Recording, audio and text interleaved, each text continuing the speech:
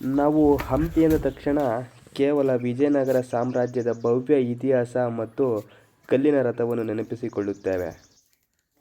ಆದರೆ ಹಂಪಿಯ ಕಲ್ಲು ಬೆಟ್ಟಗಳ ಹಿಂದೆ ಸಾವಿರಾರು ವರ್ಷಗಳ ಹಳೆಯದಾದ ಒಂದು ನಿಗೂಢ ಪ್ರಪಂಚ ಅಡಗಿದೆ.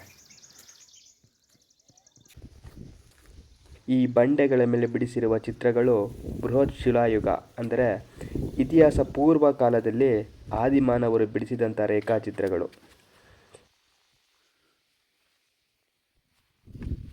ಇದರಲ್ಲಿ ಪ್ರಾಣಿಗಳು, ಮನುಷ್ಯರ ಆಕೃತಿಗಳು ಅಥವಾ ಅವರ ಬೇಟೆಯ ಕಥೆಗಳು ಅಡಗಿರುತ್ತವೆ. ಹಂಪಿಯ ಆನೆಗುಂದಿ, ಹಿರೇಬೆಣಕಲ್ ಅಥವಾ ಅದರ ಸುತ್ತಮುತ್ತಲಿನ ಬೆಟ್ಟಗಳಲ್ಲಿ ಇಂತಹ ಅದ್ಭುತಗಳು ಇಂದಿಗೂ ಜೀವಂತವಾಗಿದೆ.